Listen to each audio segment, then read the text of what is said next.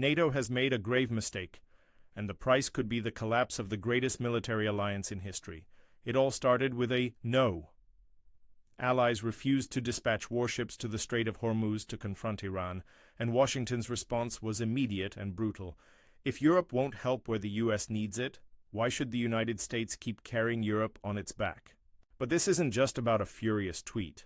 What's on the table now is an unprecedented military and constitutional puzzle. Could Donald Trump actually use this crisis to pull the United States out of NATO? Or, even worse, could he hollow out the alliance from the inside until it becomes nothing more than a useless piece of paper? Today, we're dissecting the legal mechanics, the logistical chaos of losing strategic bases like Ramstein, and the hollow-out plan that could redraw the map of the world while you watch this video. First, the legal anatomy. At the treaty level, the North Atlantic Treaty does provide a formal exit route. Article 13 allows any party to cease being a member after giving notice, traditionally meaning a one-year window between notification and effect. That's the clean treaty-level mechanism. But domestic U.S. law and politics complicate that clean line. Recent Congresses have written statutory constraints into the National Defense Authorization Act. Section 1250A, as enacted most recently, is commonly read to limit a president's unilateral authority to walk away from certain multinational commitments. Practically, that statutory language raises the bar. Withdrawal without congressional consent would trigger immediate political and legal pushback and could require either a two-thirds Senate vote or explicit follow-on legislation to be unassailable. On the other hand, the Justice Department issued an opinion in 2020 arguing that presidents can, in some circumstances, unilaterally rescind U.S. participation in treaties. That view has supporters and critics. It's a legal position, not a settled precedent. If a president attempted a unilateral withdrawal based on that opinion, expect rapid litigation and a political fight in both chambers of Congress. The Supreme Court could become the ultimate arbiter, but predicting how the justices would rule is speculative. Recent jurisprudence offers clues, not certainties. So there's legal possibility and there's legal constraint, but legal rhetoric is only half the story. There is a third, grimmer option that doesn't require a formal notice at all: hollowing out the alliance in practice. A president can make NATO less effective without signing a single denunciation by doing what's politically feasible inside executive control. Withdraw forces, cut funding, deny access to U.S. logistics and command structures, and routinely refuse to commit to Article 5 operations. That strategy would avoid some legal obstacles but carry enormous operational costs and diplomatic fallout. Why would hollowing out be so damaging? Because the U.S. ability to operate rapidly and at scale in Europe and adjacent theaters depends on a distributed network: bases, access agreements, tanker hubs, medevac nodes, and integrated command relationships. Take the scale. The U.S. maintains roughly 84,000 personnel in Europe and on the periphery, plus about 31 permanent bases and numerous access arrangements. Those numbers are rounded, but they reflect a footprint that's both substantial and finely tuned. Consider key nodes. Ramstein Air Base in Germany functions as a nerve center for air mobility, medical evacuation coordination, and European theater command and control. Lajes Field in the Azores sits mid-Atlantic and has long been a critical refueling and transit point for transatlantic tanker and transport flights. Naval and air hubs in southern Europe, Naples, Sigonella, Aviano, are staging grounds for operations into the Mediterranean, Middle East, and Africa. In the UK, RAF Lakenheath and RAF Mildenhall host fighter wings, intelligence and tanker assets. Losing access to those bases would reshape the calculus for fighter sorties and aerial refueling. These facilities are more than plots on a map. They are logistical multipliers, the spine of the transatlantic air bridge. If the U.S. were suddenly cut off from those nodes, what happens to the mechanics of projection? First, the transatlantic air bridge lengthens, distances increase, sorties require more tanker time, and fewer forward staging points mean fewer cycles per aircraft. Tanker fleets, KC-135s and the newer KC-46, would have to operate longer legs. Strategic airlift, C-17s, C-5s, and C-130s would face longer transit times and more complex staging to move personnel, equipment, and supplies. That's costly in fuel, crew hours, and maintenance, and it will slow surge timelines.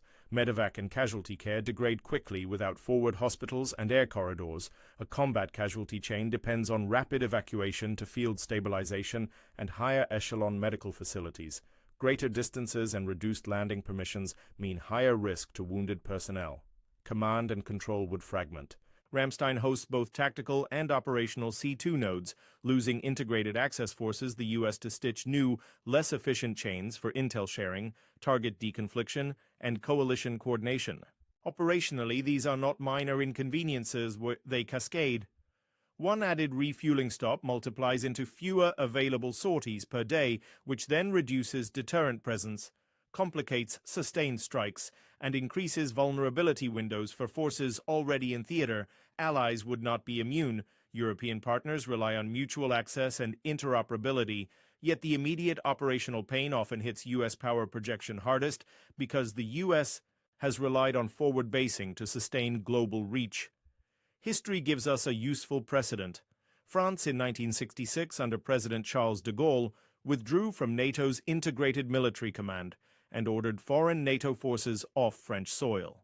The decision did not mean France left the alliance entirely, but it forced a scramble. Headquarters had to move, basing agreements required renegotiation, and logistics were disrupted. It was messy and costly, a reminder that disentangling decades of shared infrastructure and interoperability is neither quick nor cheap.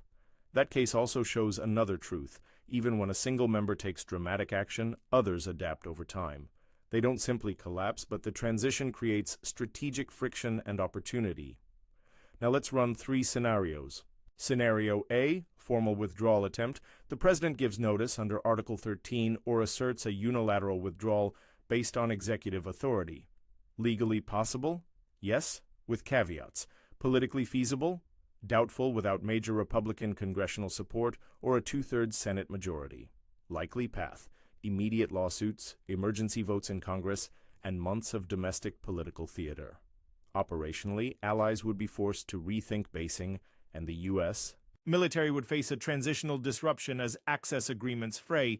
Even if the U.S. managed a clean legal withdrawal, the cost to readiness and rapid response would be severe and long-lasting. Scenario B, de facto hollowing. Rather than a legal exit, the administration reduces forces, cuts funding directed to alliance infrastructure, refuses to staff joint commands, and declines to honor collective commitments in practice. This is the faster path to diminishing NATO's utility. It avoids the formalities of a legal withdrawal, but produces immediate operational effects: fewer tankers in Europe, reduced rotational deployments, and a deterioration in shared logistics and intelligence flows. NATO's Article 5 could remain on paper while on-the-ground cooperation falters. The downside: such a strategy risks a trust crisis with partners, accelerates independent European defense initiatives, and could push allies toward hedges that reduce U.S. influence. Scenario C, allies' response and adaptation. Europeans do not simply accept a hollowed alliance. They could respond by restricting U.S. access in other domains, accelerating EU and national defense integration, or seeking new partnerships. Some might fill gaps regionally, others would lean into deterrence with their own investments. A fragmented transatlantic relationship would reorder strategic balances in ways that are hard to predict: more autonomous European action in the short term, closer tie-ins with other powers in specific domains, and a long-term erosion of U.S. logistical primacy in certain theaters. How likely is each scenario? Formal, clean withdrawal is politically uphill and legally contested. It could happen, but would almost certainly trigger a sustained institutional fight. De facto hollowing is arguably easier to execute and would have faster operational consequences. Allies' adaptive responses are almost certain. Decisions on defense spending, access reciprocity, and regional force posture would accelerate in response to any sustained U.S. retrenchment. Throughout this, it's essential to separate 3 frames: legal authority, political feasibility, and operational cost. A president might have some legal tools to try a withdrawal. Congress and courts, however, can and likely would push back, creating political friction that shapes outcomes. Operationally, the U.S. would damage its own capacity to project force rapidly. That damage is immediate and tangible, not hypothetical rhetoric. So back to the title question. NATO made a grave mistake. Will Trump use the crisis to exit the alliance? The blunt assessment is this: He could attempt it. He might try to leverage the crisis to compel changes or to hollow the alliance in practice, but a full, uncontested legal exit is unlikely without a massive political realignment. What is far likelier in the near term is a set of destabilizing moves, withdrawals of forces or refusal to operate under alliance commands that would quickly degrade operational capabilities and force both the U.S. and its allies into costly adjustments. If you're watching from Europe, from the Pentagon, or from a policymaker's office in Washington, the immediate takeaway is not just legal hair-splitting. It's fundamentally practical. Meddle with basing, access, and command relationships, and you change how fast, how far, and how effectively the United States can act. That changes deterrence, crisis response, and the calculus of escalation in real conflicts. This crisis is a warning. Alliances are as much about logistics and trust as they are about treaties.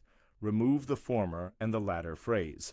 Whether the next steps are formal withdrawal, stealthy hollowing, or a negotiated reordering depends less on legal theory and more on politics, timing, and how willing Congress, the courts, and allied capitals are to bear short-term pain for long-term strategic reconfiguration. Like, share, and check the description for sources and our deep dive on legal precedents and base-by-base logistics if you want to go deeper.